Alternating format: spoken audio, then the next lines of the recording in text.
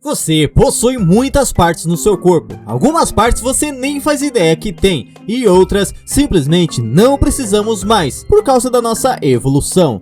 Mas quais partes são essas? Você já ouviu falar do cóccix? O nosso cóccix está localizado no fim da coluna vertebral. O cóccix é hoje um conjunto de vértebras que serve apenas para ligar os músculos daquela região. Antigamente, o osso dava equilíbrio aos nossos ancestrais, tal qual o rabo em outros mamíferos de 4 patas. Isso seria então apenas um vestígio do tempo em que nossos antepassados andavam sobre 4 patas. O cóccix foi o que sobrou da segunda e definitiva perda da cauda humana. Isso ocorreu quando passamos a andar em pé. Muito antes, porém, houve uma outra ocasião em que nossos parentes distantes perderam também o rabo. Você sabia que os homens também possuem um útero? É claro que não é um útero em si, é uma sobra de um órgão reprodutor feminino que não se desenvolveu e encontra-se na glândula prostática masculina, remanescente da fase sem diferenciação de gênero ainda no embrião da mãe.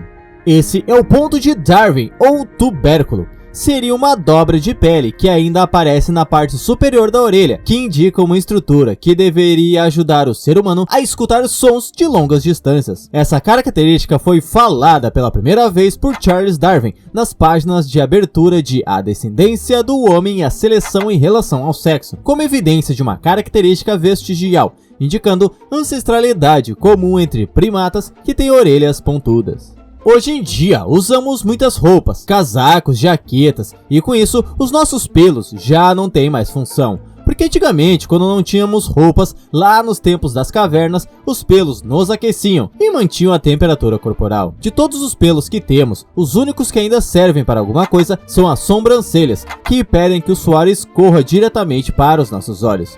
E já diminuímos bastante a quantidade de pelos no nosso corpo.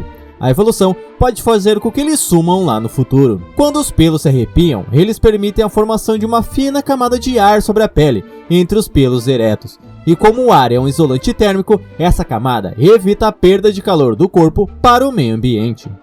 Já o apêndice provavelmente é a parte invisível do corpo, mais conhecida por todos nós, porque quando dá problema, dói demais. Pesquisas científicas mostram que essa região ajudava na digestão de plantas com excesso de celulose, que formavam grande parte da dieta dos nossos ancestrais.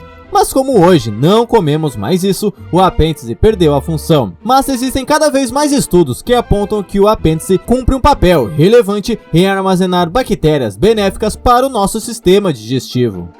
Você talvez já pode ter tido problemas com os sisos, e a função desses últimos molares, ou sisos, eram triturar carnes duras e cereais crus, que serviam de alimento ao ser humano antigamente, quando não tinham o costume de cozinhar ou uma forma de amaciar a carne. Hoje, a nossa dieta é muito mais suave e temos como amaciar a carne e assim não precisamos mastigar tantas comidas. As nossas mandíbulas também não são tão potentes como eram há milhares de anos atrás. Os sisos não nascem em todos os seres humanos atualmente. Em alguns casos, o nascimento desses dentes provoca dor ou atrapalha a estética dentária, empurrando todos os dentes do lado. Por isso, muitos dentistas recomendam a extração desses últimos molares. E também, nós temos o músculo piramidal, que está na parte de baixo do abdômen e tem um formato meio triangular. Algumas pessoas não têm nenhum, enquanto algumas têm até 2. Não serve para nada além de mover a chamada linha alba, que vai do ventre inferior até o peito, atravessando o umbigo longitudinalmente. Hoje em dia, esses músculos não têm nenhuma utilidade, mas lá no passado, quando caminhávamos em 4 pernas, facilitava a mobilidade e a rotação dos músculos abdominais.